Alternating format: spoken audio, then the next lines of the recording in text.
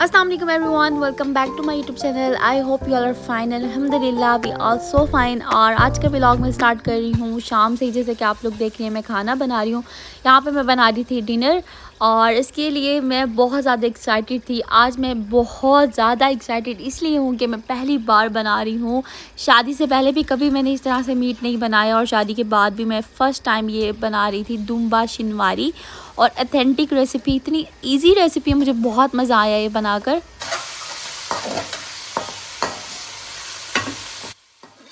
और मुझे यकीन नहीं हो रहा था कि इतनी आसान ये रेसिपी है, इसमें कुछ भी नहीं डालना पड़ता, कोई सब्जियां नहीं काटनी पड़ती हैं एक्स्ट्रा, बस चंद चीज़ों से ये बन जाती है। और मैं अब आप लोगों के साथ शेयर कर रही हूँ इसकी रेसिपी।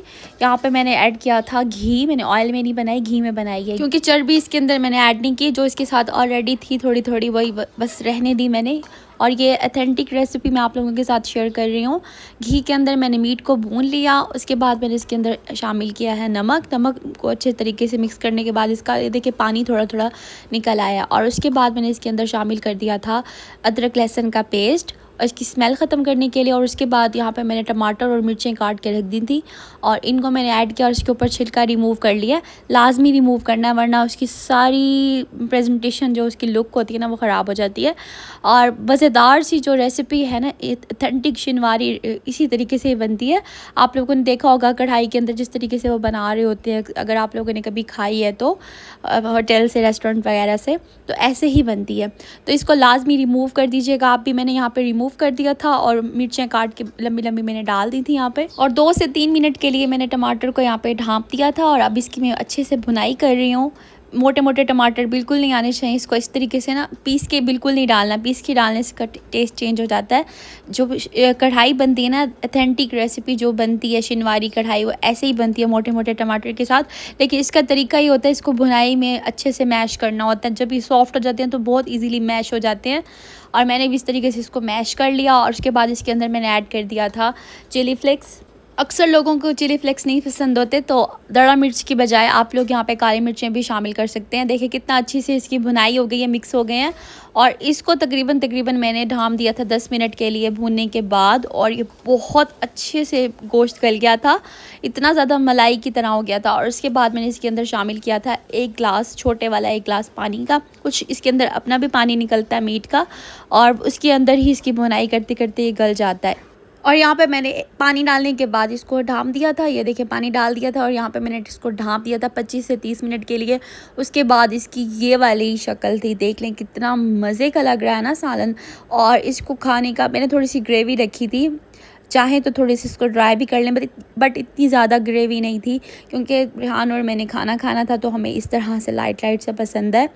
थोड़ी थोड़ी ग्रेवी होनी चाहिए, खाना खाते हुए मज़ा आता है। तो देखिए कितना मज़े का और इजी है ये तरीका। अगर आप लोग भी बिगनर्स है ना तो लाजमी इस तरह से ट्राई कीजिएगा और अपनी फैमिली के साथ भी रेसिपी शेयर कर दें, फ्रेंड्स और फैमिली के साथ।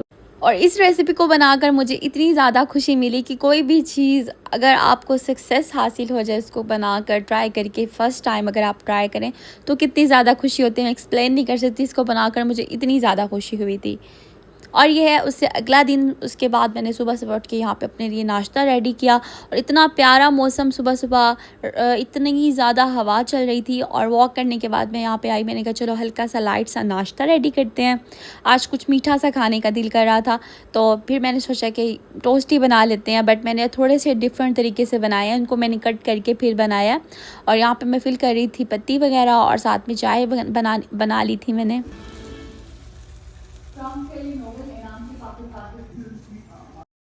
और सुबह सुबह मेरी आदत है नमाज के बाद कुरान पाक की तिलावत लगा देती हूँ और साथ ही आप लोग बैकग्राउंड पे सुन रहे होंगे ख़बरें लगी होती हैं। और मेरा ख्याल है कि सबके घर में ही सुबह सुबह ऐसे होता है। हम लोग जब छोटे होते थे ना तो तब भी ऐसे ही था, जैसे ही सो के उठते थे नमाज़ पढ़ने के बाद कुरान पाक और अपनी तैयारी कर रहे होते थे पढ़ने जाने की, और साथ साथ हम लोग न्यूज़ भी सुन रहे होते थे क्योंकि मेरे फादर न्यूज़ सुबह सुबह सुनते थे तो हम भी साथ ही उनके सुनते थे। तो पूरे घर में सुबह सुबह न्यूज़ की आवाज़ गूंज रही होती है। आजकल भी ऐसे ही पता नहीं होता है लोगों के घरों में या नहीं, हमने अपने बचपन से यही चीज़ देखी और रेहान की भी यही आदत है सेम। जैसे ही सुबह वो भी नमाज़ पढ़ने के बाद टीवी ऑन करेंगे तो कुरान पाक की तिलावत लगा देंगे और बाद में लाजमी सबसे पहला काम यही होता है, सुबह सुबह न्यूज़ सुनना। और आप लोग कमेंट में बताइएगा कि ऐसा होता है आप लोगों में से भी किसी की फैमिली में अब तक ऐसा होता है, या बचपन में ही बस आप लोगों के साथ भी ऐसा हुआ कि आप अपने पेरेंट्स के साथ सुबह सुबह खबरें सुन के फिर पढ़ने जाते थे। और शादी से पहले की मेमोरीज़ कितनी खूबसूरत होती हैं, शादी के बाद की जो ज़िंदगी होती है वो थोड़ी सी डिफरेंट होती है, वो भी खूबसूरत होती है, वो अपनी जगह अपने वक्त के साथ खूबसूरत होती है। लेकिन जो बचपन में आपने वक्त गुजारा होता है ना, वो आप कभी भी नहीं भूल सकते। काफ़ी मेमोरेबल डेज़ होते हैं जो इंसान बार बार मेमोरी मेरी कॉल होते रहते हैं कि हाँ ये भी हमने किया था, ये भी हमने किया हुआ है। जब आप खुद बड़े होते जाते हैं ना, और आपके पीछे पीछे वो चीज़ें चल रही होती हैं, फिर आपको आपकी नज़रों के सामने अगर वो चीज़ दोबारा से आती है तो बहुत ज़्यादा खुशी होती है। तो यही इसी का नाम ज़िंदगी है। खैर यहाँ पे उसके बाद रेहान चले गए थे ऑफ़िस, नाश्ता किया हम लोगों ने, और उसके बाद मैं आ गई थी किचन में, सारा किचन समेटा।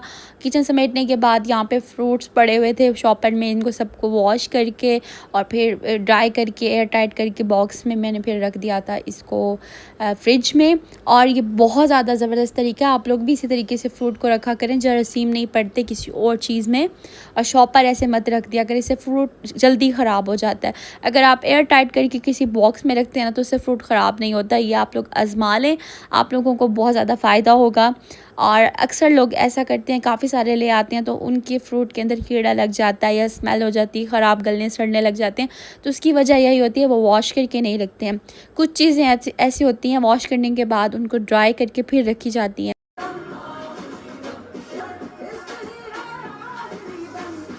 और यहाँ पे बैठ के मैं नेल पेंट लगा रही थी। ये पील ऑफ नेल पेंट है। इसका ये फ़ायदा है कि आप जब चाहें इसको उतार लें अपना, जब आपका शौक़ पूरा हो जाए, और इसको आराम से हाथ से खींच के उतार दें, ये रिमूव हो जाती है। और जब भी नमाज़ पढ़नी हो और आपको इतनी ज़्यादा तंगी नहीं होती, कहीं आप गए हुए हैं थोड़ी सी देर के लिए फंक्शन के लिए, तो वहाँ पे फंक्शन अटेंड करें और अपनी पार्टी वगैरह एंजॉय करें जहाँ पे भी आप गए, और इसको बस वापस आके इजीली रिमूव कर दें और इसके निशान भी नहीं पड़ते हैं। अच्छे वाली आप लें पील ऑफ, तो बहुत ज़्यादा इसका फ़ायदा है। और मैंने तो इसको खूब इंजॉय किया, मज़े से इसको लगाया, क्योंकि काफ़ी दिनों से ना मेरा दिल चाह रहा था नेल पेंट्स लगाने के लिए, डिफरेंट कलर्स। तो कभी कभी ऐसा दिल चाहता है, और मेरी आदत होती थी, मैं पहले भी बहुत ज़्यादा लगाती थी शादी से पहले नेल पेंट, बहुत ज़्यादा। अभी तो मैंने कम कर दिया क्योंकि नमाज़ पढ़नी होती है ना, तो इसकी वजह से मैं हर टाइम अपने हाथों पे नेल पेंट नहीं लगाती हूँ। तो मैं अवॉइड करती हूँ नेल पेंट, क्योंकि नमाज़ नहीं होती, इससे वज़ू नहीं होता, और इस वजह से फिर मैं इसको नहीं लगाती। वरना ये वाली जो है ना पील ऑफ, ये बहुत बेस्ट है। अगर आप लोगों को भी मेरी तरह बहुत ज़्यादा शौक़ है ना नेल पेंट्स लगाने का, तो आप यही वाली नेल पेंट ख़रीदें और इसको लगाएं। देखिए ये कलर बहुत खूबसूरत था, मुझे बहुत पसंद आया था। ये कलर मैंने फ़र्स्ट टाइम ट्राई किया और बहुत प्यारा लग रहा था हाथों पे लगा हुआ भी। और उसके बाद मौसम इतना अच्छा था, रेहान आ गए थे, हम लोग चले गए थे बाहर घूमने के लिए, और यहाँ पे तो बंदरों ने हमला कर दिया था इस गाड़ी पे। और यहाँ पे ना मुझे एक डर सा लग रहा था एकदम से, ये बहुत ज़्यादा जब चीखते हैं ना, तो उस वक्त ना बहुत डर लग रहा होता है, इनकी आवाज़ बहुत बुरी होती है।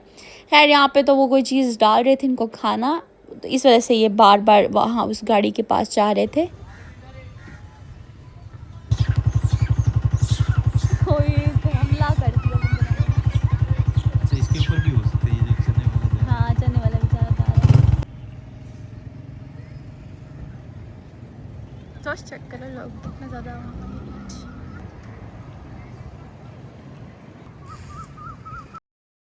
इतना अच्छा मौसम था ना, तो काफ़ी रश था वहाँ पे। हम लोग थोड़ी देर रुके और ठंडी ठंडी हवा हमने इंजॉय की, और उसके बाद हम लोग आ गए थे यहाँ पे खाना खाने के लिए।